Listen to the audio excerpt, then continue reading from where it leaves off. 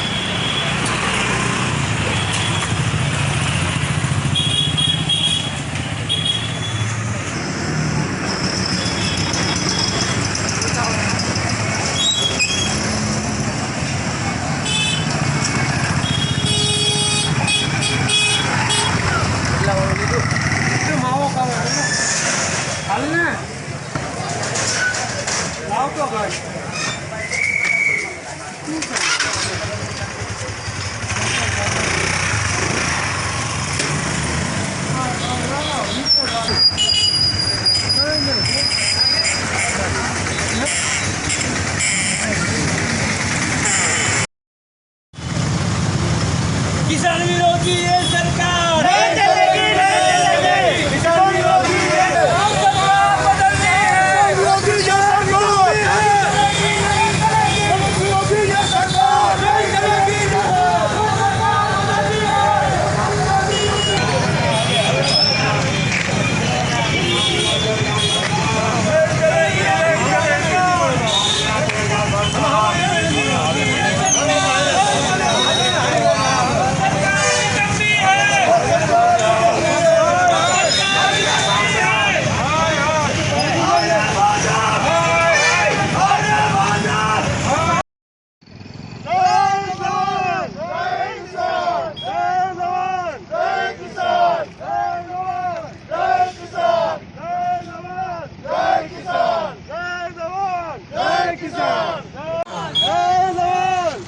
किसान जय किसान, जय किसान, जय किसान, जय किसान, जय किसान, जय किसान, जय किसान, जय किसान, जय किसान, जय किसान, जय किसान। मोदी तेरी तानाशाही नहीं चलेगी, नहीं चलेगी। मोदी तेरी तानाशाही नहीं चलेगी, नहीं चलेगी। जय जवान, जय किसान, जय जवान, जय किसान, जय जवान, जय किसान। मोदी तेरी तानाशाही नहीं चलेगी, नहीं चलेगी। जय जवान, जय किसान, जय जवान, जय किसान। मोदी तेरी तानाशाही नहीं चलेगी, नहीं चलेगी। जय जवान, जय किसान, जय किसान, जय जवान, जय किसान।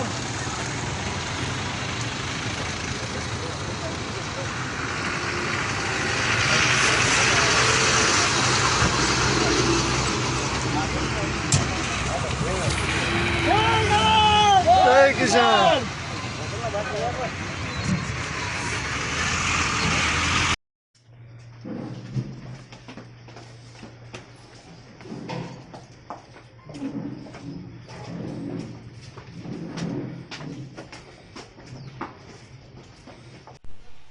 જય જવાન જય કિસાન. હાલના સમયની અંદર જે ખેડૂતોના 3 અધ્યાદેશ કેન્દ્ર સરકાર દ્વારા લાવવામાં આવ્યા છે તેના વિરોધમાં સમગ્ર ભારતની અંદર જલદ આંદોલન થઈ રહ્યું છે અને હજારો લાખોની ખેડૂતોએ દિલ્હી કૂચ કરી છે અને ત્યાં ડેરા ડાલ્યા છે. ત્યારે આજે 8/12/2020 રોજ ભારત બંધનું એલાન કરવામાં આવ્યું હતું. ત્યારે એની અંદર ખૂબ સારો પ્રતિસાદ ગુજરાતની અંદર પણ મળ્યો છે. એક જોતા એવું નક્કી થઈ ગયું છે કે ગુજરાત સરકારે અગાઉ પણ શરણાગતિ સ્વીકાર લીધી કે ગઈકાલે જે 144 લાગુ કરી ત્યારે જ નક્કી થઈ ગયું હતું કે ખેડૂતો સફળ થયા છે, એમનું આંદોલન બંધનું એલાન સફળ થયું છે. કારણ કે ખેડૂતોને દબાવવા માટે, ખેડૂત આગેવાનને દબાવવા માટે થઈને 144 લાગુ કરવામાં આવી હતી. જેના ઉપર દેશ નિર્ભર છે એને જ દબાવવાના શા માટે? એક સમય એવો હતો કે ઈસ્ટ ઇન્ડિયા નામની કંપની ભારતની અંદર આવી, અંગ્રેજો દ્વારા 190 વર્ષ ગુલામ બનાવ્યા ભારત દેશને. એવી જ રીતે આ 5-25 પૂંજીપતિ ઉદ્યોગપતિઓના હાથમાં દેશ સોંપવાનો ષડયંત્ર છે. એટલે આ બિલનો વિરોધ થવો જોઈએ અને વિરોધ કરશું. આ કાયદા એને રદ કરવા જ પડશે. અથવા તો આ સરકાર જો એમ કહેતી હોય કે ખેડૂતના ફાયદા માટે છે તો આમને સામને એકવાર ચર્ચા કરવા બેહો કે શું ખેડૂતને ફાયદા છે ને શું નુકસાન છે. એટલે આ લોકોને અમે શાંતિથી જે આંદોલન કર્યું છે પણ આ સરકાર શાંતિની ભાષામાં સમજે એવી નથી. એટલે આનું કહેવાનું એવું છે સરકારનું કે તમે રાષ્ટ્રીય સંપત્તિને નુકસાન કરો, સળગાવો તો જ આંદોલન અને તો જ અમારી યોગ્ય માંગણી. પણ અમે ભારતીય છીએ, અમે સંવિધાનને માનનારા છીએ એટલે શાંતિપૂર્વક આંદોલન કરીએ છીએ. પણ જો તમે શાંતિમાં નહીં સમજો તો અમે તમારી ભાષામાં આવનારા દિવસોની અંદર જવાબ આપશું. એટલે મારું કહેવાનું એમ છે કે દાનવો હોય ને, દેવો હોય ને, દેવોની સામે હાથ જોડાય પણ દાનવોની સામે હાથ ન જોડાય. એટલે દાનવોની સાથે એની સાથે એવું જ વર્તન કરશું. આવનારા દિવસોની અંદર આ કાયદો રદ થવો જોઈએ. અને એક બીજી વાત, 144 જે લાગુ કરવામાં આવી છે, કોઈ ખેડૂત સંગઠન કે ખેડૂતો જો કોઈ વિરોધ કરે તો એને 144 લાગુ કરી અને એની ઉપર ઇન્કવાયરી કરવામાં આવે છે. જ્યારે અમુક પક્ષના કાર્યકર્તાઓ દુકાને જઈને 25-30ના ટોળા જાય અને ગુલાબ આપે છે તો એના 144 લાગુ નથી પડતી. તો આવું કેમ ભાઈ? ખેડૂતો કરે એ બધું પાપ અને તમે કરો એ બધા લીલા. એટલે આવું સલાહી લેવામાં નહીં આવે. ખેડૂતો જાગૃત બન્યા છે અને સમજે છે ને બધું વિચારે છે. ગામડાની અંદર સદન બંધ પાડવામાં આવ્યો છે અને અમારો જે આ બંધનો એલાન હતો એમાં અમે સફળ થયા છે. અને જો કાયદો નહીં હટાવવામાં આવે તો આવનારા દિવસોને જલન આંદોલનના કાર્યક્રમો અમારે આપવા પડશે. જય જવાન જય કિસાન. સિહોરથી જતા ગાંગલી રોડ ઉપર રેલવે ક્રોસિંગ પાસે રોડની દયનીય હાલત, તંત્ર ઘોર નિંદ્રામાં. શિહોર એટલે છોટે કાશી, પુરાતન અવશેષો, ધાર્મિકતાની દ્રષ્ટિએ અગ્રતા, નવનાથ અને 5 પીરના બેસણા, પરંતુ વિકાસની દ્રષ્ટિએ શૂન્ય. ધારાસભ્ય કે સંસદ સભ્યને શિહોરમાં માત્ર મત માટે જ અગ્રતા આપવામાં આવે છે, ત્યારે વિકાસના નામે રોડ, રસ્તા, ગટરો, પાણીની હાલાકી, કોઈ ફરવાલાયક સ્થળ નહીં, ક્રિકેટ ગ્રાઉન્ડની અવદશા તેમજ 3 જિલ્લાની પોલીસ ફાયરિંગ બટ કે જ્યાં કોઈ વ્યવસ્થા નહીં.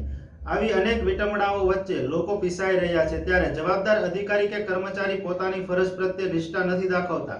એટલે ગાંગલી રેલવે ક્રોસિંગ પાસેથી પસાર થતા રોડની દુર્દશા જોઈને આપણને રોડની દયા આવે, પરંતુ સરકારી બાબુઓના પેટનું પાણી પણ હલતું નથી.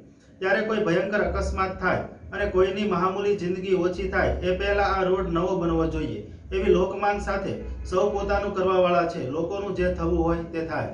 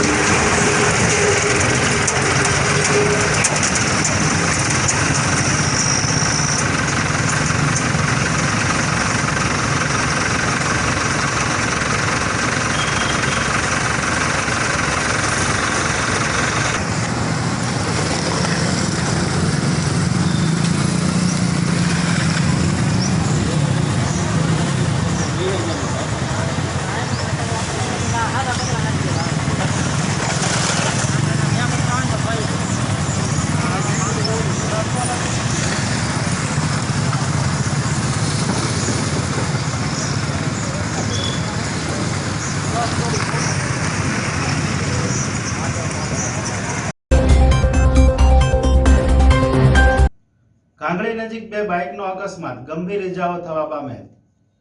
શિહોર તાલુકાના ઘાંઘળી નજીક ખારીના નાળાની બાજુમાં બે બાઇક સવારોનો અકસ્માત થયો હતો, જેમાં ભાવનગર કાળિયાબીડ ભગવતી સર્કલ પાસે રહેતા અને વલભીપુર PGVCL કચેરીમાં જુનિયર ક્લાર્ક તરીકે ફરજ બજાવતા જીતેન્દ્રભાઈ ભાવનગરથી પોતાની ફરજ પર વલભીપુર જતા હતા.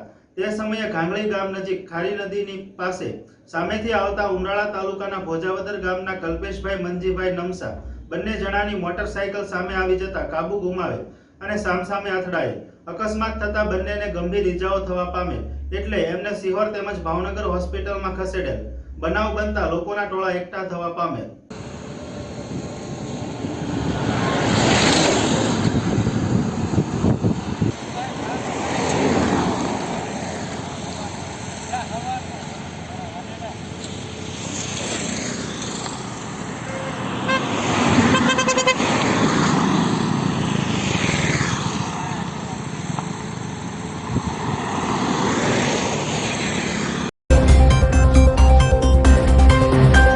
સિહોર ખાતે ખેડૂતોના સમર્થનમાં જયરાજસિંહ મોરીના એક દિવસના પ્રતિક ઉપવાસ. કિસાન ક્રાંતિ ટ્રસ્ટના આગેવાનો જયરાજસિંહની મુલાકાત લીધી.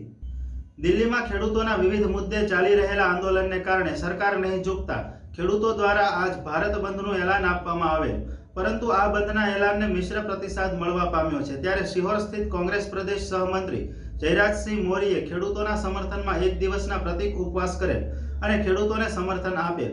એ બાબતની જાણ કિસાન ક્રાંતિ ટ્રસ્ટના આગેવાનોને થતા ઘનશ્યામભાઈ મોરી અને રમણીકભાઈ જાની દ્વારા જયરાજસિંહની મુલાકાત કરેલ અને સમર્થન બદલ આભાર વ્યક્ત કરેલ અને પ્રતિક ઉપવાસના પારણા કરાવેલ. પરિવર્તન ન્યૂઝ, વિશાલ ગોહેલ, સિહોર. આજરોજ જે સરકાર દ્વારા કૃષિ બિલના જે 3 ખેડૂતો માટે જે કાળા કાયદા સમાન છે, જે કાયદાઓ પસાર કરવામાં આવ્યા છે, એના વિરોધમાં સમગ્ર દેશના ખેડૂત સંગઠનો અને વિવિધ 25 જેટલા રાજકીય પક્ષોએ જે તેમને સપોર્ટ જાહેર કર્યો છે અને એના અનુસંધાને આજે 8 તારીખના રોજ જે ભારત બંધનું એલાન આપવામાં આવ્યું છે, ત્યારે જગતના દાતા કે જેને અન્નદાતા તરીકે પણ ઓળખવામાં આવે છે એવા ખેડૂતોના સમર્થનમાં આજે મારે પણ એમના અવાજને વાચા આપવા માટે, એમના દુઃખમાં સહભાગી થવા માટે મેં પણ આજે એક દિવસના ઉપવાસ રાખેલા છે. સાથે સાથે આ આંદોલનને સફળ બનાવવા માટે અને જે કોઈ દેશવાસીઓએ દેશ હિતમાં આપણા અન્નદાતાઓને સમર્થનમાં જે ભારત બંધને સફળ બનાવવામાં મદદ કરી છે, એ સૌ રાષ્ટ્રપ્રેમી દેશવાસીઓનો પણ હું ખૂબ ખૂબ આભાર વ્યક્ત કરું છું. અને સાથોસાથ આજે એ જણાવતા પણ ખુશી થાય છે કે પ્રથમ વખત દેશના ખેડૂતોએ જે ઉત્તરથી લઈને દક્ષિણ સુધી ને પૂર્વથી લઈને પશ્ચિમ સુધી જે એકતાનું પ્રદર્શન કર્યું છે, ત્યારે ખરેખર આજે દેશમાં લોકશાહી ફરીથી પુનઃજીવિત થઈ હોય એવો અહેસાસ થયો છે. આ દમનકારી સરકારે આ બંધને નિષ્ફળ બનાવવા અનેક પ્રયાસો કરી લીધા, સામ દામ દંડ ભેદ તમામનો ઉપયોગ કર્યો, અને તેમ છતાં પણ જે નીડર જગતનો તાત કે જે ધરતી ફાડીને એના બીજમાંથી ને જ્યારે પાક ઉગાવતો એવો ખેડૂત એ આ સરકારી કાયદાઓથી તો કેમ ડરે? એટલે ખેડૂતોએ જે એક બન્યા છે અને આ કાળા કાયદાઓ વિરુદ્ધ એમની મુખ્ય જે માગણીઓ છે કે જે કંપનીઓને સંગ્રહખોરી કરવાની છૂટ આપી છે, છૂટ દૂર કરવામાં આવે, ખેડૂતોને MSPનો એટલે કે ટેકાના ભાવનો લાભ આપવામાં આવે, પછી જે કોન્ટ્રાક્ટ ફાર્મિંગમાં જે કોર્ટમાં ન જઈ શકવાની જે જોગવાઈ છે એ જોગવાઈ દૂર કરવામાં આવે. આ જે મુખ્ય એમની માગણીઓ છે એ સરકારે સ્વીકારવી જ પડશે, કારણ કે આજે સમગ્ર દેશનો ખેડૂત એક થયો છે અને તેમની પાછળ સમગ્ર દેશ અડગ બનીને ઊભો છે. એટલે અમારી જે આ સરકાર છે કે જેને લોકોની સેવા માટે આ દેશ ચલાવવા માટે સુકાન સોંપી છે, પરંતુ જેઓ અદાણી અને અંબાણીની સેવા માટે સતત વ્યસ્ત અને પ્રવૃત્ત રહે છે, તો એવી આંધળી બહેરી મૂંગી આ સરકારને જગાડવા માટે પણ જે ખેડૂતોની એકતા આજે નિમિત્તરૂપ બની રહેશે અને જો આ માગણી સ્વીકારવામાં નહીં આવે, કારણ કે આ ખેડૂતો છે કોઈ વધારાનો લાભ નથી માંગતા, ખેડૂતો પોતાનો હક માગી રહ્યા છે અને લોકશાહીમાં પોતાનો હક માગવાનો દરેકને અધિકાર છે અને એ લઈને જ રહેશે, ચાહે સરકાર ગમે એટલા દમનકારી કૃત્યો કરે, પરંતુ અંતે તો સત્યનો જ વિજય થશે. જય જવાન.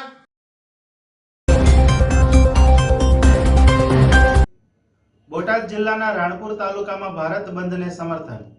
બોટાદના રાણપુર તાલુકામાં ખેડૂતોને ખુલ્લું સમર્થન. આજરોજ તારીખ 8/12/2020ના રોજ ભારત બંધનું એલાન ખેડૂતો દ્વારા આપવામાં આવેલ, જ્યારે રાણપુર તાલુકાના વેપારીઓ સજ્જડ બંધ રાખી ખેડૂતોને ખુલ્લું સમર્થન આપી રહ્યા છે. રાણપુર માર્કેટમાં આવેલી દુકાનો તમામ બંધ હાલતમાં દ્રશ્યોની અંદર જોવા મળી રહી છે.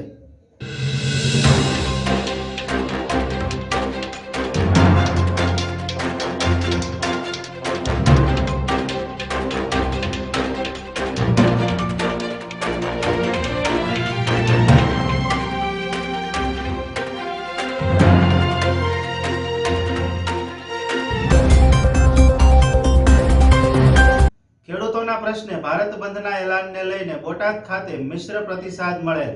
આજે ખેડૂતો દ્વારા ભારત બંધનું એલાન આપવામાં આવેલ હતું, જેમાં આજરોજ બોટાદ ખાતે ભારત બંધના એલાનને મિશ્ર પ્રતિસાદ મળવા પામેલ છે. જ્યારે બોટાદમાં અમુક દુકાનો ખુલ્લી તેમજ અમુક દુકાનો બંધ જોવા મળેલ હતી, તેમજ બોટાદ માર્કેટિંગ યાર્ડ ખુલ્લું રાખવામાં આવેલ હતો, પરંતુ ખેડૂતો દ્વારા કોઈ માલ લાવવામાં આવેલ ન હતો. તેમજ આ ભારત બંધના એલાનને લઈને પોલીસ દ્વારા કિસાન ક્રાંતિ ટ્રસ્ટના ખેડૂત આગેવાનો સંજયભાઈ પટેલ તેમજ હસમુખભાઈ કોરડિયાની પોલીસે સવારમાં અટકાયત કરી હતી. તેમજ આમ આદમી પાર્ટીના જિલ્લા પ્રમુખ તેમજ મહામંત્રી તથા કોંગ્રેસ પક્ષના શહેર પ્રમુખ જગદીશભાઈ ઇટાલિયા તથા અન્ય કોંગ્રેસ કાર્યકરોની પણ બોટાદ પોલીસે જ્યોતિગ્રામ સર્કલથી અટકાયત કરેલ છે.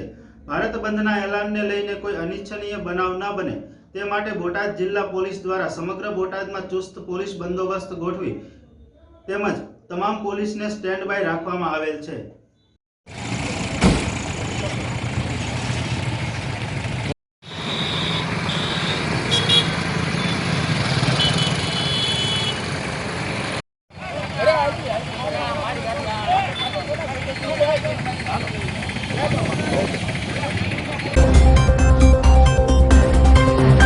તસ્કરો બન્યા બેખૌફ. ગરડા શહેરમાં દુકાનના તાળા તૂટ્યા. બોટાદ જિલ્લાના ગરડા શહેરમાં બોટાદ રોડ પર આવેલ દુકાન સહજાનંદ બિઝનેસ સેન્ટર ખાતે તાળા તૂટ્યાના અહેવાલો પ્રાપ્ત થયા. નસીબ ઓટો ગેરેજ અને ઓટો પાર્ટ્સની દુકાનના તસ્કરો દ્વારા તાળા તોડવામાં આવ્યા. દુકાનના ગલ્લામાંથી રોકડ 15,000 લઈને તસ્કરો ફરાર થયા. ગઢડા પોલીસ ઘટના સ્થળે પહોંચી વધુ તપાસ હાથ ધરી. આ સાથે સમાચાર સમાપ્ત થયા. જોતા રહો પરિવર્તન ન્યૂઝ ચેનલ.